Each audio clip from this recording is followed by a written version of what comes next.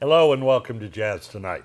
I'm Michael Jacobi, executive producer of Jazz on the Plaza and host of Raising the Standards on KCAT Radio in Santa Cruz. Delighted to have you with us today. I was at our annual gala last night, so if I'm a little bit raggedy Andy, bear with me. But look who's here, my buddy, John Proulx. Thank you, Michael. Good to be here. How are you? I'm doing great, thank you. This may be a record. There's somewhere it's between you, Giacomo Gates, and Paula West. Right. This is like your sixth visit. I think so. I think it's been 6. And I met your daughter last night. And the first time you were here, your wife was carrying her. Yeah, she So was, it's been she a was while. almost born at that time, and she's 12 now, so that's She's how 12. long it's been. And naming her Goddess was a nice touch. Yeah, right. All right, first of all, it's such a strange name, and you spell it wrong. How Right. did this all come to be? It's a French-Canadian last name, so Proulx, but it's just pronounced We Proulx. only pronounced 2 of the letters or something. You know, French-Canadians, they just add a bunch of unnecessary letters at We the have end some of more consonants. Right. We've talked in the past. You've become, I guess the word isn't bi-coastal, but the Midwest to the left Bi-Laco, coast. maybe? Yeah, something like that. But you have made your way back and forth over the years from Michigan, where you were born, Yeah. to L.A., to actually working for a living, Right. and then back to Michigan, where you just got your doctorate, right? Masters. Yep, my okay. master's at Western Michigan University in vocal jazz performance. So my undergrad was in jazz piano. Now my master's is in vocal jazz. So I figured I'd balance them out since I do both. Now, a master's in vocal jazz performance. Mm-hmm. What's your paper on? You go out and you do 2 weeks at the Blue Note? Or Right. How do you do that? For a performance degree, you do a recital instead of a paper. So Okay. I did a recital of duets, which was really fun. So I did the voice paired with every instrument you could think of, except for a kazoo. All right. So you were back there for what, a year or two? 2 years. 2 years. But I was coming back and forth a lot for work to LA. So I've always had one foot in.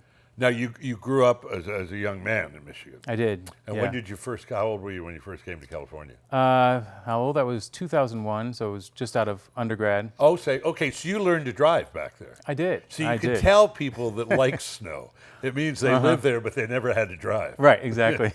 It truly is another world. Oh yeah. Because I grew up outside of Chicago, and why did my parents hate the weather so much? It seems like fun to me. Yeah, and I did my undergrad at Roosevelt University in Chicago. Okay. So lived there for a while too. Let's talk a little bit about the jazz scene. We were talking last week to Paula West about some of the great clubs in New York. Status of jazz and live jazz. Tell me a city that would surprise me if they have a great jazz scene. Well, I mean, LA, of course, has had a great jazz scene for a long time, and then it seemed like it was moving more towards New York was kind of the great place to be. But I feel like LA has come back in a lot of ways. A lot of new clubs opening up, a lot of young players on the scene. It's really vital right now. Toronto is a hot Toronto place. is another one, yeah. Yeah, I love Toronto. Where else do you find? Now, are there enough gigs that, say you're not recording? I know you do a lot of recording. Yeah. You talk about this stuff. Are there enough gigs to work 3 or 4 days a week? Yeah. Oh, yeah. Yeah. I mean, and then, there's a lot of traveling. You can go to, the Northwest has a lot of jazz, especially vocal jazz too. Seattle's good. Portland. Yeah, I work quite a bit up there. New Mexico, I work quite a bit there. Isn't there a great club in Fort Bragg, I want to say? I haven't. above Mendocino, seems to me. Yeah, I haven't been to that somebody one. that played up there. Okay. Yeah. Midwest still is Midwest still is, there's a lot happening there. I mean, even Kalamazoo, where I was at school, there were a lot of little clubs around town where students could get to play, and Grand Rapids, where I grew up, has some clubs and restaurants and that kind of thing. So it's it's so working. interesting. We were talking to Curtis Stigers about the fact Lionel Hampton has the festival in Moscow, Idaho.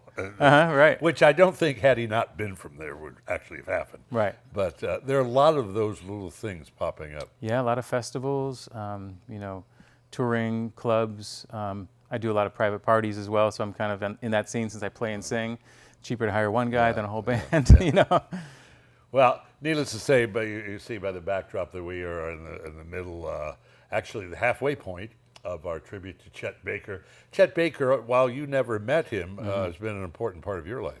Yeah, I mean, I've really loved Chet's music for so many years, and at first I loved his trumpet playing and didn't realize he was a singer until I heard somebody singing on a recording, and I thought it was a different person, and then I checked it, and was like, that's Chet? And I just started singing along with him, and it was amazing at how similar our voices were naturally. So enough people had been telling me over the years, man, you sound just like Chet Baker. But I thought, I'm going to do a Chet Baker tribute album. So 2009, I did one. Yeah, cleverly called it a Baker's Dozen. Because there were 13 That's songs. That's exactly right. I love it. Yeah. I love it indeed. Somewhere there's a very clever marketing guy. Yeah, right. As to say, have you talked to a lot of people that had worked with him?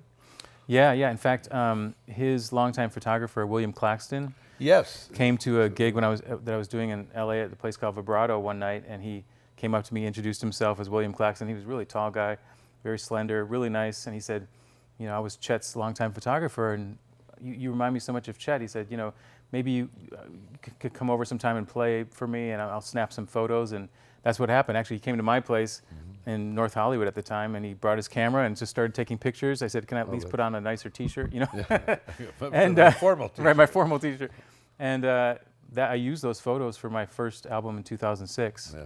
And then, of course, he passed away. But what an amazing photographer. He's a huge book called Jazz Life. Have you seen that thing? It's about this thick, and it's about $300 or something. But the thing is amazing. It's got so many different photos of many famous jazz artists. I have, and I'm trying to remember the name. There's a book by Jim Marshall was a friend of mine. Oh yeah.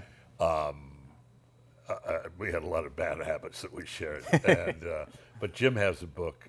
He has Not Fade Away, which is a rock and roll one. He has one on jazz that's really remarkable. Yeah.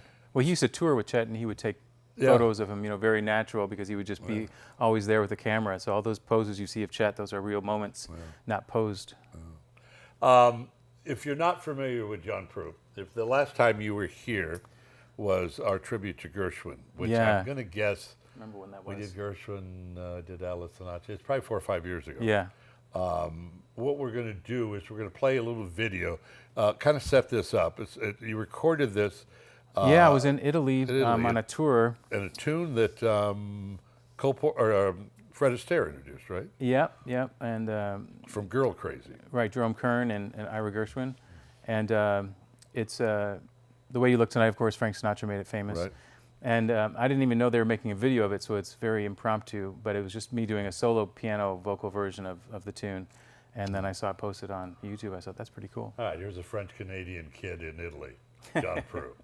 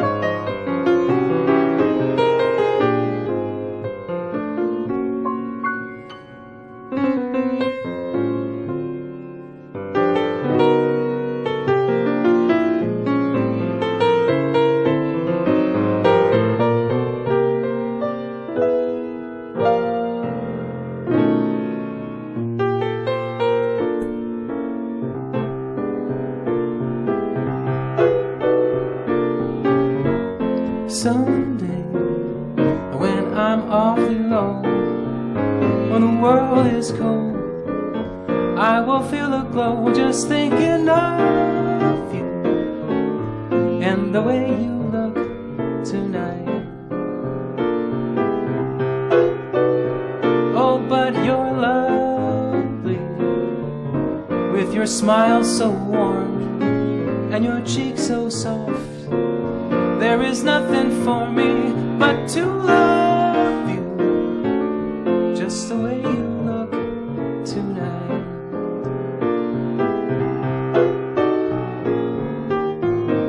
With each word your tenderness grows, tearing my fears apart. And that laugh that wrinkles your nose, it touches my foolish heart.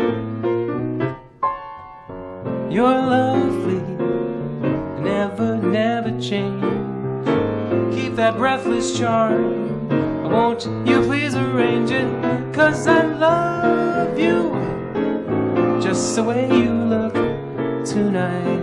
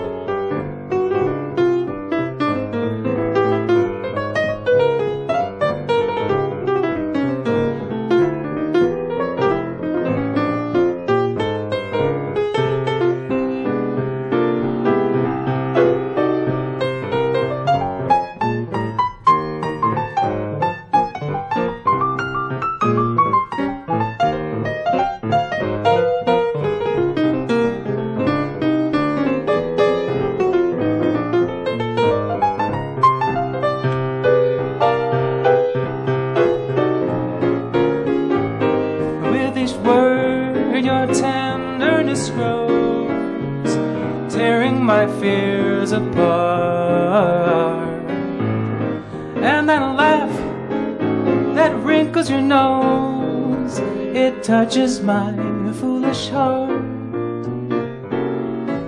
You're lovely, never, never change. Keep that breathless charm, won't you please arrange it? 'Cause I love you just the way you look tonight.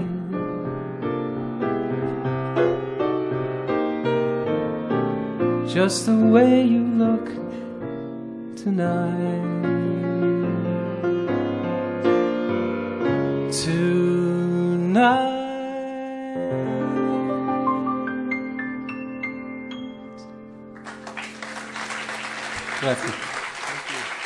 Frank Sinatra.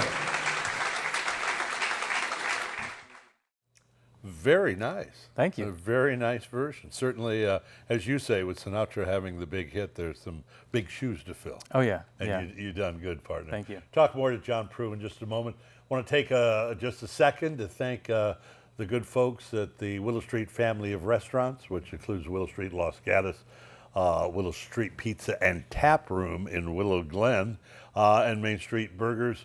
The Tap Room Willow Glen is very cool. 16 beers on tap, great bar menu. Let's take a little peek at that, and we'll get back.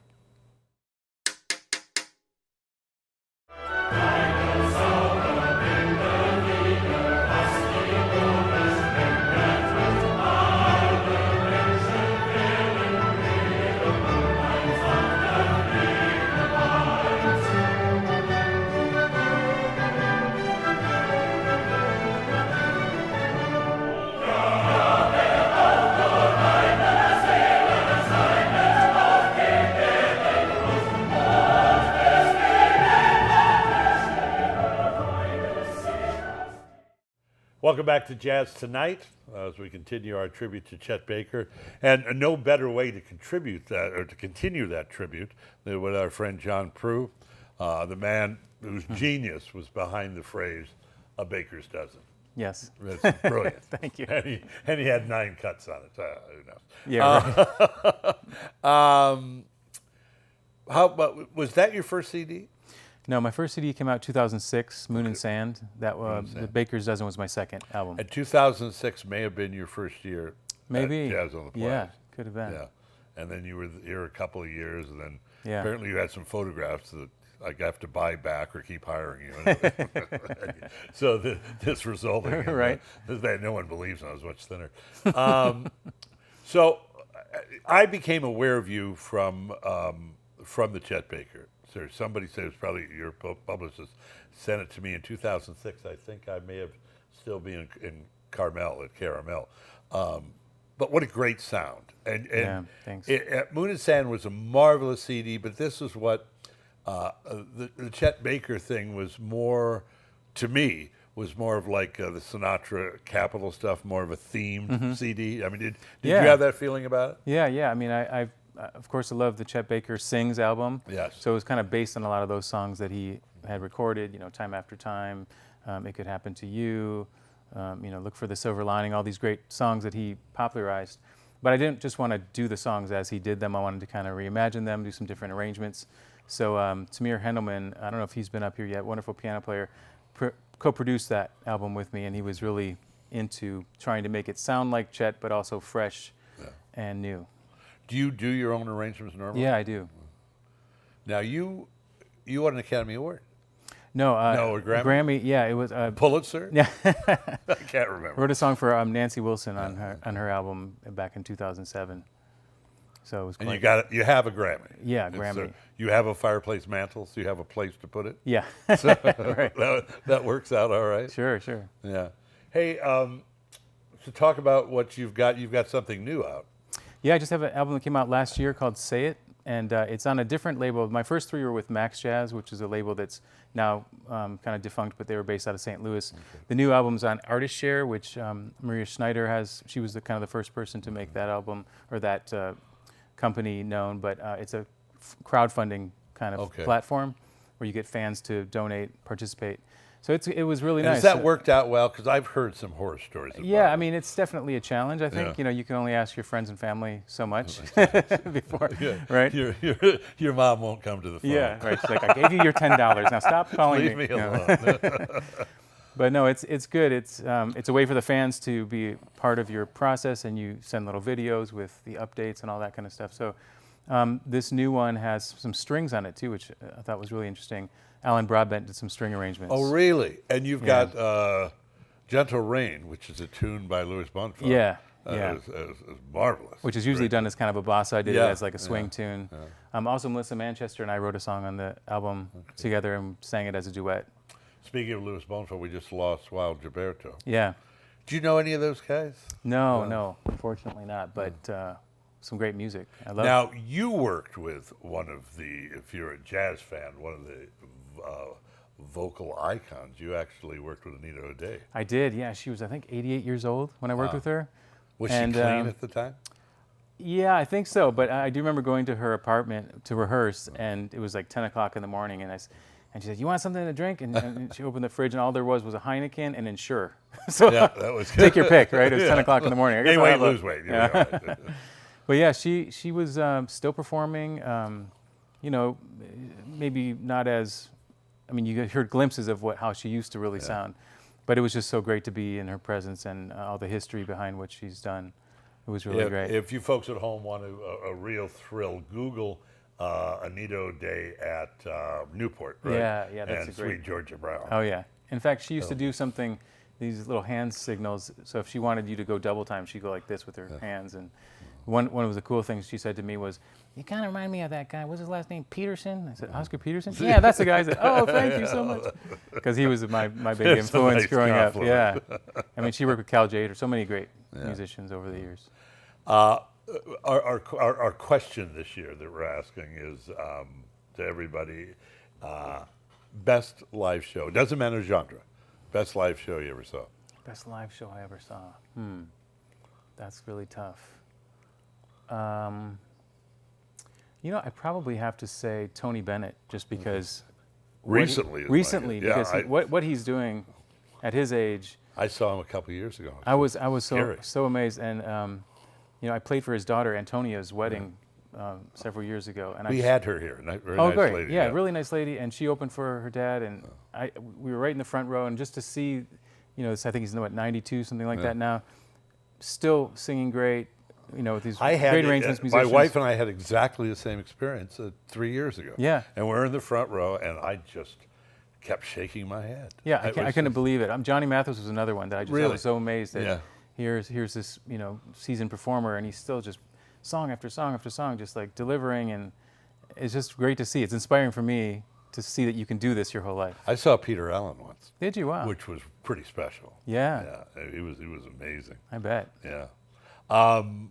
Big jazz people that you've. Did you see Brubeck before he passed? No, didn't see Brubeck. I did get a chance to play with Natalie Cole a little bit as one of her piano players. Very cool, yeah. Yeah, that was great. Worked a little bit with Michael Feinstein. He had me at his club in New York back in 2009, so he's been a So is that influence. the 54 Below, or was there a different It was club different. It was called Feinstein's at the Regency. This was back in 2009 before they moved it to 54 Below. Yeah. And now he has a new club in L.A.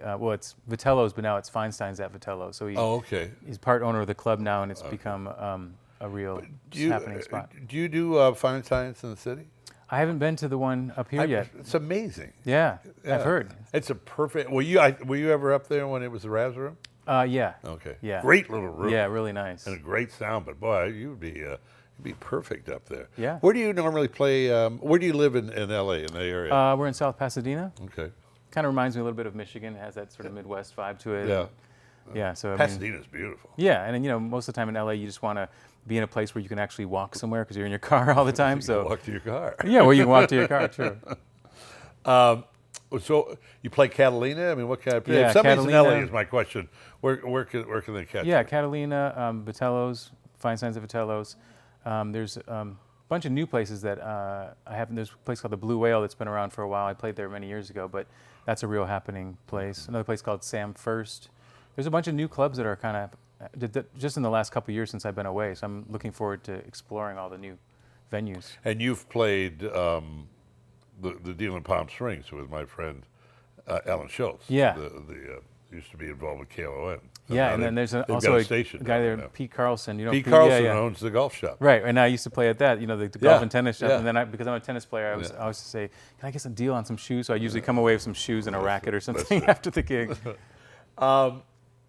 What's on your bucket list? You got, is there an album have you done a live album?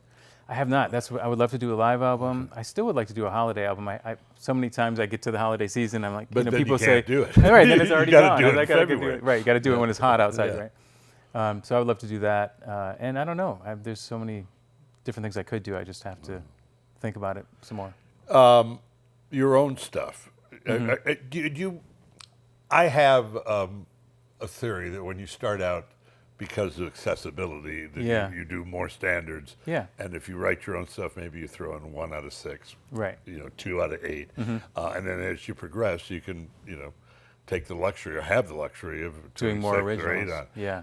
Are you at that point? Well, I did that on my third album. I did about half originals and half, and it maybe didn't go as far as I would like because the same thing. It's kind of like people want to hear the standards. Sure. So I pretty much do like a couple on each album now, just to kind of give them something, but also give them something that they're really familiar with. People like to hear your takes on the standards. So, and I love singing the standards. So what's your setup for tonight? Although it's not tonight, folks, when you see this. It's 2 weeks from now, and it's too confusing. But what's your setup? You've got a great trumpet player with you. Yeah, his name's Ron Stout, wonderful trumpet player from L.A. And rounding out the rhythm section is Kenny Wild on bass, really fantastic bass player. Has Kenny been with you before up here? He's been with me before up here, yeah. He also played for The Simpsons for like 20-some years, really? And, Family Guy, all those shows. So he's a studio player, also was in a band called Sea Wind many years ago.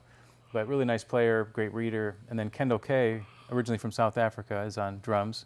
And another wonderful player, went to North Texas and all that, but really nice guy, great player. And then Ron, so it's a quartet. The French kid on piano, right? And the French-Canadian on piano, there you go. Folks want to find out more. They can buy your CDs online, I imagine. Online, yeah. You can go to my website to hear the music. That's johnproulx.com, PROULX.com. Or my music's available on iTunes. My latest album's on ArtistShare, so it's just artistshare.com. But yeah, iTunes, Amazon, anywhere everyone's streaming nowadays too. Now, so there's do people? Spotify I and all don't that. stream, but do people download entire albums, or they normally download cuts? Oh well, it depends. I mean, if it's iTunes, sometimes it might just be a cut or something like that. But in streaming, it's just kind of random. You can get one song here, one song there, and put do you together get a lot of playlists checks and that kind are of less than $1? I've had one for $0 actually. Somebody spent the money to write me a $0 I check. forgot to endorse it. That doesn't make a difference. Yeah, 1 penny. I've gotten a lot of those. Yeah. Really? How funny. And obviously live gigs you do where you sell the lion's share. Right. Yeah. We're delighted you're up here. You got any other gigs in Northern California? Not up here, not right now, no. But I was just kind of making my way up here. Brought my family, kind of doing a little vacation out of it as well. So my mom's visiting from Florida. Your mom's with you? Great. Yeah, my kids. So it's a nice family and affair. your wife's too. home sleeping in. She's working. Oh, is she? Someone's got to work, right? A delight to have you here. And great to be here. I've told you this before, but if there's one name, it's the two of you and Paula, that say, "Oh, I love them. I got to have them back." Oh, that's great. Well, thanks, Michael. Giacomo's a different deal. Good seeing you. Great seeing you John too. Proulx. Thanks Have so a much. great show tonight. Thank you. And thank you. That's Jazz Tonight. As always, I'm Mike Jacobi. I got to tell you, this gala thing has thrown my mind off a little bit. But anyway, of course I'm Mike Jacobi. Until next time, I'll see you soon.